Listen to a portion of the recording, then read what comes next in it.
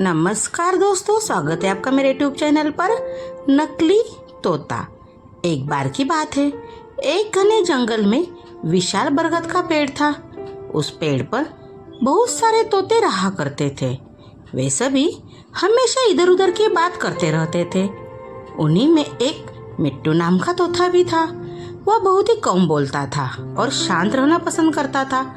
सब उसकी इस आदत का मजाक उड़ाया करते थे, लेकिन वो कभी भी किसी की बात का बुरा नहीं मानता था। एक दिन तो दो तोते आपस में बात कर रहे थे।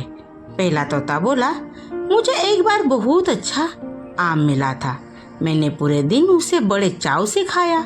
इस पर दूसरे तोते ने जवाब दिया, मुझे भी एक दिन आम का फल मिला था। मैंने भी बड़े चाव से खाया था। वही मिट्टू तोता चुपचाप बैठा था। तब तोते के मुखिया ने उसे देखते हुए कहा, अरे, हम तोते का तो काम ही है, काम होता है बात करना। तुम क्यों चुप रहते हो? मुखिया ने आगे कहा, तुम तो मुझे असली तोते लगते ही नहीं, तुम नकली तोते हो। इस पर सभी तोते उसे नकली तोता कहकर बुलाने लगे, लेकिन मिट्टू तोता फिर भी चुप था। यह सब चलता रहा। फिर एक दिन रात में मुखिया की बीबी का हार चोरी हो गया। मुखिया की बीबी रोती हुई आई और उसने पूरी बात बताई। मुखिया की बीबी ने कहा, किसी ने मेरा हार चोरी कर लिया है और वो हमारे झुंड में से एक है। यह सुनकर मुखिया ने तुरंत सभा बुलाई। सभी तोते तुरंत सभा के लिए इकट्ठा हो गए। मुखिया ने कहा, मेरी बीबी का हार चोरी हो गया है और मेरी बीबी ने उस चोर को भागते हुए देखा है। वह चोर आप लोगों में से ही कोई एक है। यह सुनकर सभी हैरान हो गए। मुखिया ने फिर आगे कहा कि उसने अपने मुंह को कपड़े से ढक कर रखा हुआ था, लेकिन उसकी चोंच बाहर दिख रही थी। उसकी चोंच लाल रंग की थी।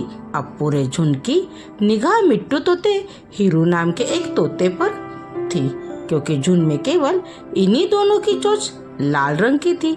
यह सुनकर सभी मुखिया के चोर का पता लगाने के लिए बोलने लगे, लेकिन मुखिया ने सोचा कि ये दोनों मेरे अपने हैं, मैं कैसे इनसे पूछ सकता हूँ कि तुम चोर हो क्या। इसलिए मुखिया ने इस कौवे से इसका पता लगाने के लिए मदद ली। असली चोर का पता लगाने के लिए कौवे को बुलाया गया। कौवे ने लाल चोंच वाले हीरू और मिट्टू तोते को सामने बुलाया। कौवे ने दोनों तोते से पूछताछ की, तुम दोनों में से चोरी समय कहाँ थे? इस पर हीरू तोता जोर जोर से बोलने लगा, मैं उस दिन बहुत थक गया था, इसलिए खाना खाकर मैं उस रात जल्दी ही सोने के लिए चला गया था। वही मिट्टू तोते ने बहुत धीमी आवाज में जवाब दिया। उसने कहा, मैं उस रात को सो रहा था। इस बात को सुनकर कवि ने फिर पूछा, तुम दोनों अपनी बात साबित करने के लिए क्या कर सकते हो?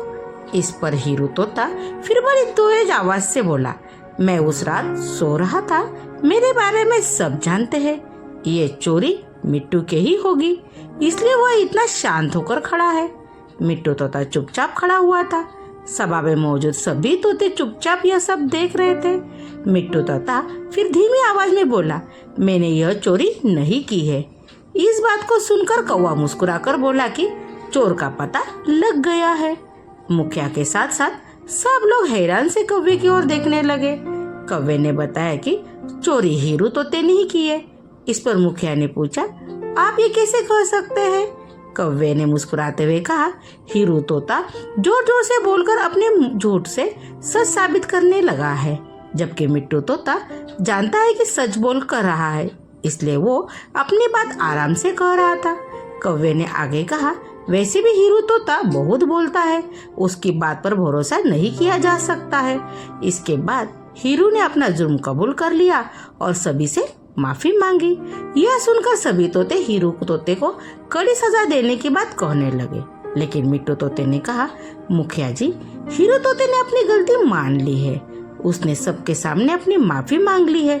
उससे पहली बार यह गलती हुई है, इसलिए उसे माफ किया जा सकता है। यह बात सुनने के बाद मुखिया ने हीरू तोते को माफ कर दिया। कहानी से सीख, कभी भी ज्यादा बोलकर हम अपनी अहमियत खो देते हैं, इसलिए जरूरत से समय ही बोलना चाहिए। Thank you. कहानी कैसी लगी? कहानी को लाइक कीजिए, दोस्तों में शेयर कीजिए। चैनल पे नए हो तो चैनल को सब्सक्राइब कीजिए।